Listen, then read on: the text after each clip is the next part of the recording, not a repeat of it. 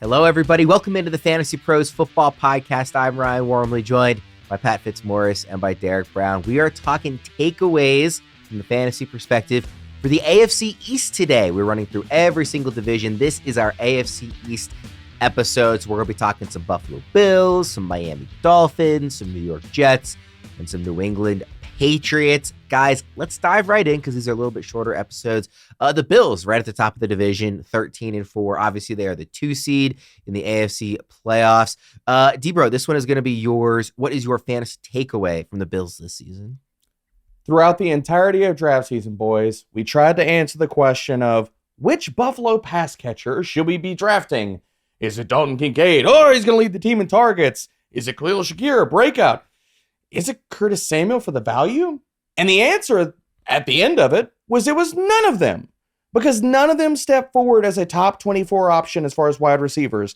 Dalton Kincaid, tight end 18. Shakir had moments, but was he a consistent guy you felt good about plugging in your lineup every single week? Finishes the wide receiver 33. Keon Coleman, again, didn't mention him earlier because he didn't do much for the entirety of the season. Splash plays here and there. Wide receiver 55. Curtis Samuel, wide receiver 95. So sad as it is, one of the best offenses in the AFC, and we're like, who's the guy to draft everywhere outside of Josh Allen? It's got to be a pass catcher.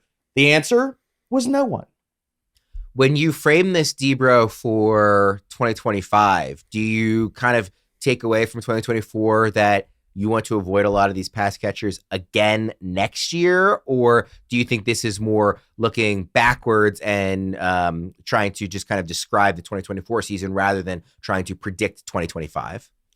I think looking at this passing offense for 2025, unless I'm getting one of these guys to fall to me and it fits a build or a past ADP, I'm not that in on Buffalo passing attack. We've seen it over how many different seasons, not even just 2024, where it's like, I mean, Josh Allen is awesome, but he doesn't consistently bring people along for the ride.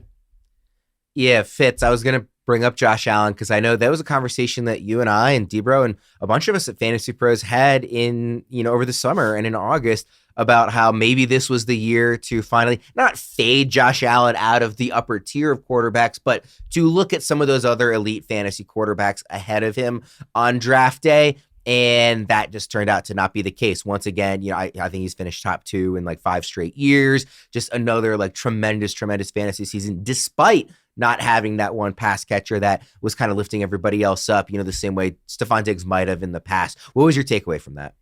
First of all, I will cop to being one of the fade Josh Allen guys. I had just seen what happened to Patrick Mahomes when he lost all his weapons and how his passing numbers really went in the tank. And I was worried the same thing might happen to Josh Allen. We knew he was going to do good things as a runner, of course, but maybe that just sort of kneecapped his value and kept him maybe a tier below Lamar Jackson because he had lost so much weaponry. Turned out that was not the case, but generally, fantasy managers want to invest in good offenses, and Buffalo certainly has a good offense, but this is just such a weird case because Buffalo rotates everyone at the skill positions.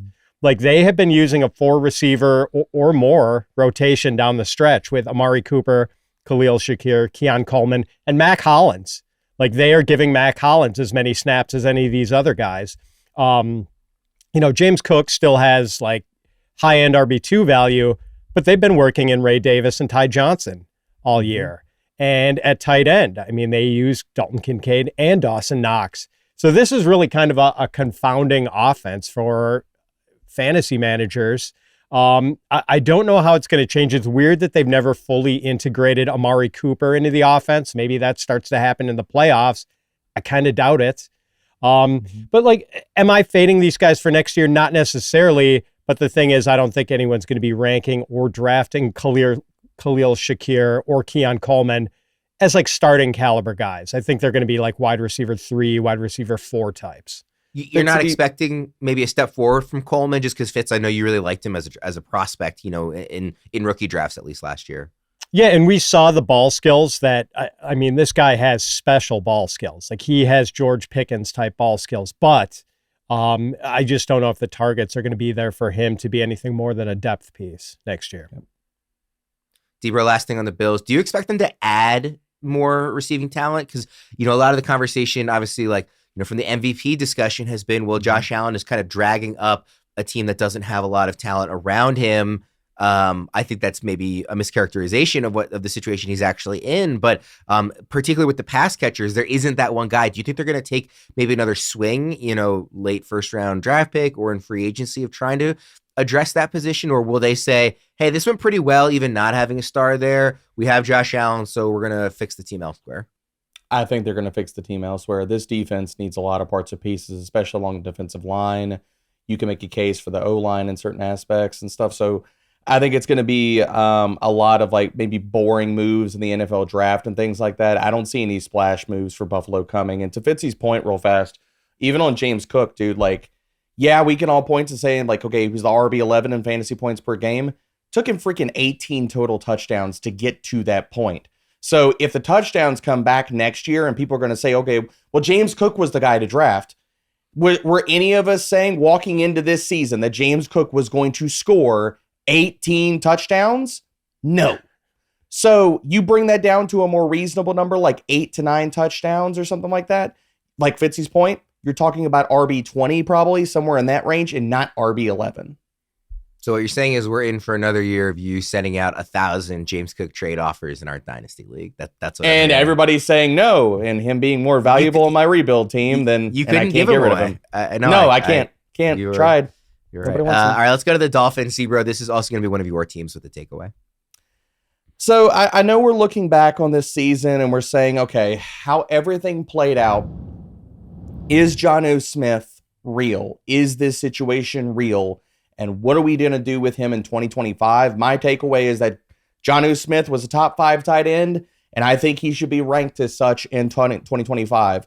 And this is not any of the Tyreek Hill, I want to get out of Miami, I'm quitting Miami, all that kind of stuff. This is not even in that equation. So don't even, let's not misconstrue this point. Jonnu Smith, what he did this season needs to, people need to take note of this. He was freaking fantastic. Oh no, regardless of whatever metric you put up.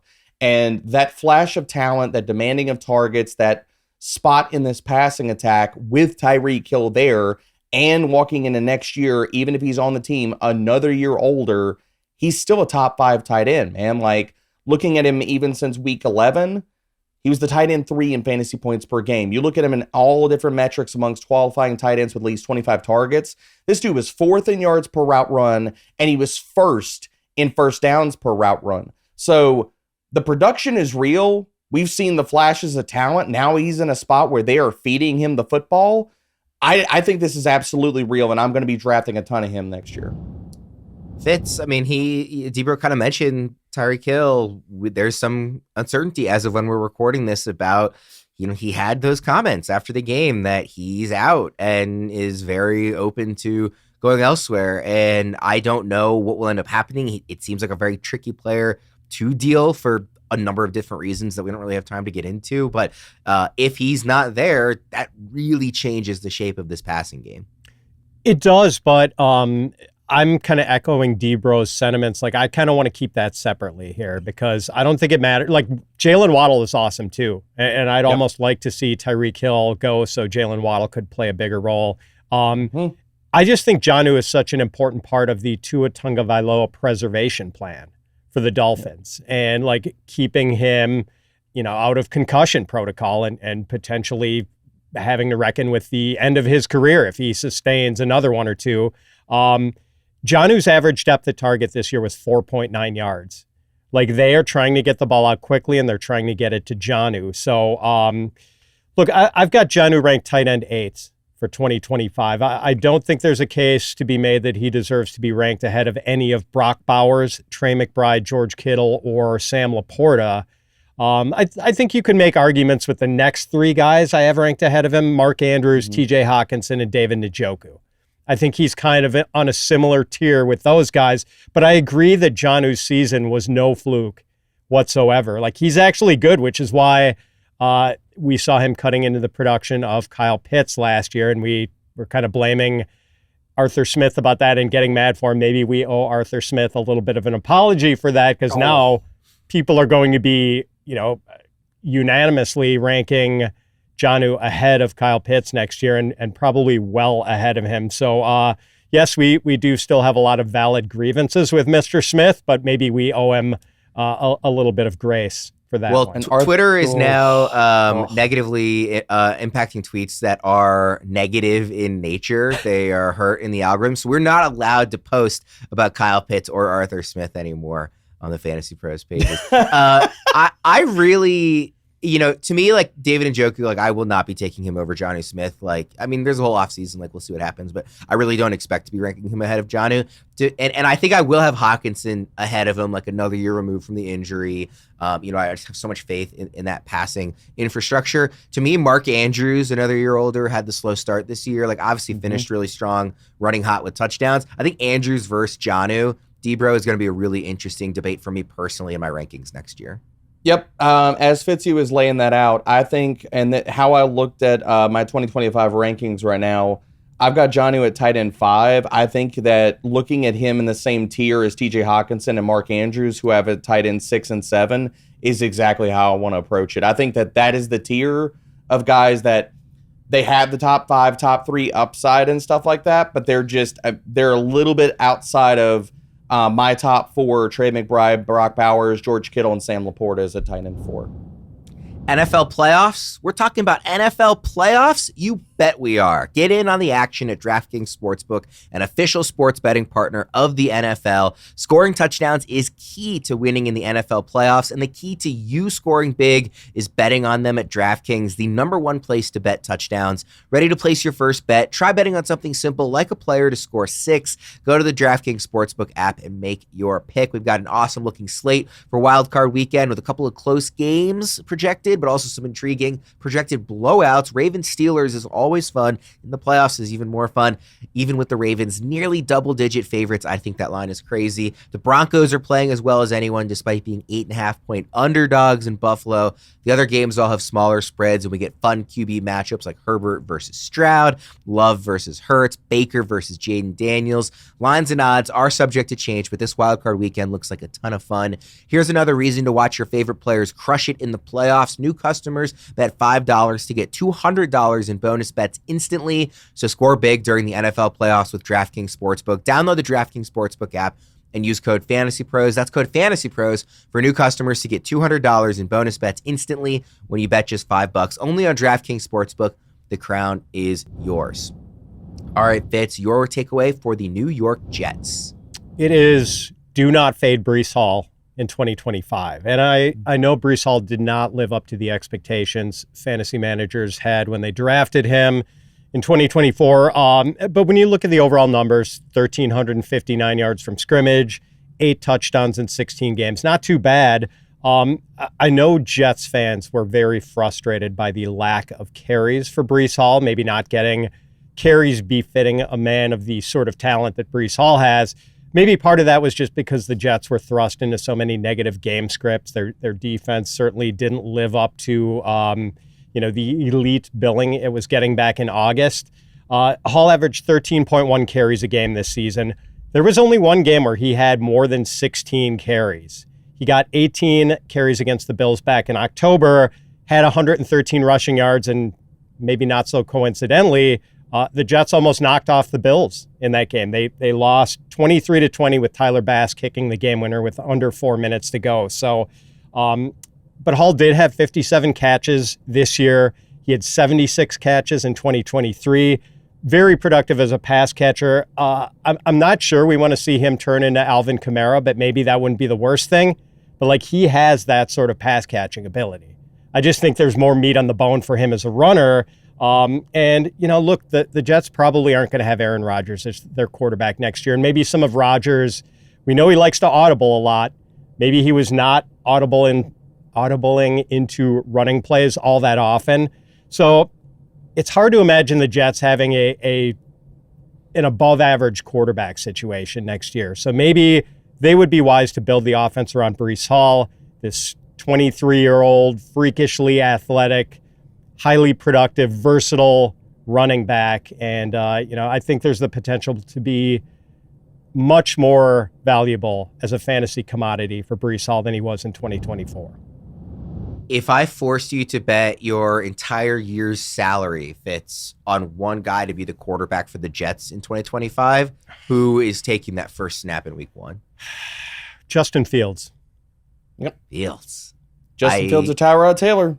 That's I mean, it's going to be a game of musical chairs, and there are not enough chairs. And I think Fields is going to be one of the very last chairs. And, the Jets not really having the draft capital to get one of the top 2 quarterbacks in this class.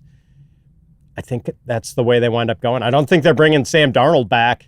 Nope. I don't think that marriage ended all that well, so I don't know if there's another Sam Darnold go-around with the Jets. Deaver, what do you think about this takeaway for the Jets? Yeah, I mean, I'm with Fitzy on this one. I think we're looking at in very, very different situations and stuff like that, but I think we're looking at kind of a Bijan Robinson situation of last year where you got a lot of different things. He let a lot of people down. I know that a lot of the circumstances are very, very different. But I think we're going to see a bounce-back season for Breece Hall because all the peripheral numbers still look really good, man. Like, you're talking about all the qualifying running backs with 100 or more carries for the season. Breece Hall is still top 17 in explosive run rate, yards after contact per attempt. And I think there's still meat on the bone, like Fitzy was talking about. Like, for me, for Breece Hall to regain some more of that explosiveness, because there were times this season where you watched him play, and that second gear where you would have seen before the injuries, Breece Hall would have taken a run, like it would have been a home run for 80, 90 yards, whatever, 60, 70 yards, and he's petering out at like 40 yards or guys are catching him from behind. I think an offseason where he can enter, hopefully, and we know he was dinged up to finish the regular season, hopefully he can enter this offseason relatively close to full health, and we could see an even better version of Breece Hall. So if he's going to fall in drafts, especially like if we're talking about Justin Fields, Tyrod Taylor going to be the quarterback maybe for next year for New York, yeah, give me all the Breece Hall. No explanation or deep dive breakdown, just give me a number. He will be ranked overall, not at the position amongst running backs. Overall, he'll be ranked where for you next year, D-Bro? Top 20. Fitz? Yeah. Edge of top 20 between top 20 and top 24. Definitely in the top 2 rounds. Agreed. Okay. All right. So that was the Jets. They went 5-12 last year. By the way, I didn't mention Dolphins were 8-9 and missed the playoffs. Patriots 4-13. They miss out on the number 1 overall pick because they won in the last week of the season. Fitz, what was your big takeaway from the Patriots this season? Yeah, look, the Patriots only had one objective this season, and that was to integrate Drake May into the offense. Mission accomplished. Drake May's rookie season suggests that he will be a top 10 fantasy quarterback for the foreseeable future. And this was like one of my favorite things about the 2024 season, seeing Drake May perform so well after the Patriots made him their starter in week 6. May just was not over his head at all as a rookie. A 66.6% completion percentage, 15 touchdowns and 10 interceptions in 12 starts. Only 34 sacks and no more than 4 sacks in any game. 6.7 yards per attempt. I mean, that's not great, but that number is going to come up. And the rushing numbers, that is what should really have people excited about Drake May for fantasy. 421 rushing yards in 12 starts plus 1 very short relief appearance. Also had a couple of rushing touchdowns. This dude is going to be running for 600 to 700 yards every season. And that is rushing yardage that moves the needle in fantasy. That is the Konami code we're looking for. And look, May had this awful supporting cast last year. Patriots had one of the worst groups of pass catchers in the league. It looks like they might have busted on the 2 receivers they drafted last April, Jalen Polk and Javon Baker, neither of whom did anything this year. PFF graded the Patriots offensive line second worst in the league in pass blocking this year. So it was a dumpster fire around Drake May, and he was still able to thrive. But here's the thing. The Patriots are picking early in the draft, even though they're not picking quite as highly as they should be. They have a ton of salary cap space, more than any other team in the league, over $100 million in cap space. Their offseason mandate is to throw the kitchen sink into helping out Drake May. And they're going to upgrade the offensive line. They're going to upgrade their outside receivers, get guys better than Kayshon Boutte and Kendrick Bourne. I have Drake May ranked QB 10 next year, and I think he is going to be a top 10, if not a top 5 fantasy quarterback for a long, long time. I could not agree more. He is a quarterback. I guarantee I will be ahead of consensus on Drake May next season. I don't know where consensus is going to fall, but I will make it a point to be ahead of consensus. And maybe I'm putting a little bit too much faith in what the organization is going to do. Like, he needs other pieces around him, obviously, for that to pan out.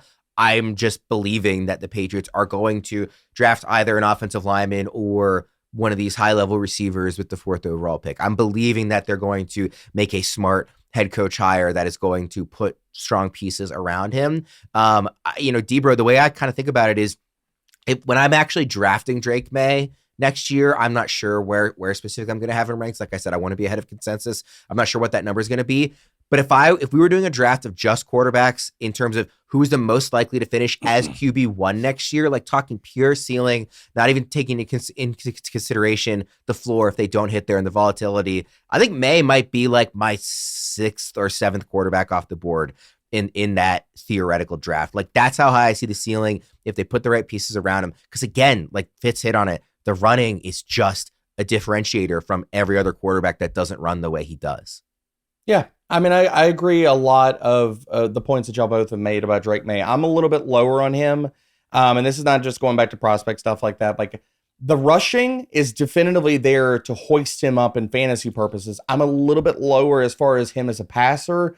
I still think it's a work in progress. What he showed, considering the offensive line, the weapons, and all that kind of stuff, was really good. I still want to bring up the fact that he was 18th in CPOE. He was outside the top 20 quarterbacks in catchable target rate. So there are some things that he's got to clean up as a passer, notwithstanding of the pass catchers around him. But the rushing aspect, I think, is really what needs to be highlighted here, because, I mean, we're talking about a guy that was top 10 in rushing yards and rushing yards per game. He reproduces that next year. And I mean, look, Alex Van Pelt, like, I was not a fan of Gerard Mayo. Glad he's gone. Glad their OC is gone, because I thought he was one of the worst offensive coordinators in the entire freaking league. So not having him with a hands on the playbook and the future of Drake May is absolutely fantastic. I really want to see who do they hire. Like, I think Mike Vrabel is going to be the next coach of the New England Patriots. So for me, this all comes down to you need to smash the offensive coordinator that you freaking hire. And that hire is going to depend on where I'm at on May. Is he a mid-ish QB2 next year? Or does he sneak into my top 12? The OC hire is going to kind of push me in one way or the other, as well as their offseason moves. Let's hope it's not a Mike Vrabel, Arthur Smith reunion. No, I was just thinking that, Fitzy. I was like, but I mean, could you see, like, if Drake May were to do some Ryan Tannehill stuff with his legs, like, I don't think I'd hate that either. Yeah. Hate it for all the pass catchers, not so much for the quarterback. Yeah. I can just tell you this, like, my strategy at quarterback next year, I already know it's going to be, I'm going to want one of Allen, Lamar, or Jaden Daniels. Like, I do think that they are kind of separate from everybody else. If I don't get them, if they're just going too high and I don't feel comfortable taking the quarterback where they're going, my next goal will be to wait several rounds, kind of pass on the guys who aren't running as much and who there's question marks about, and waiting to take Drake May. Like, I think I'm going to have a lot of Drake May in leagues next year. That was our AFC East episode, our fantasy takeaways. We're running through all of the divisions, so if you have watched any of the others already, or if this is the first one you watch, be sure to check out on YouTube or wherever you listen to your podcast. All the divisions. For Debro and Fitz, I'm Ryan Wormeli. Thanks for tuning in, and we'll see you next time.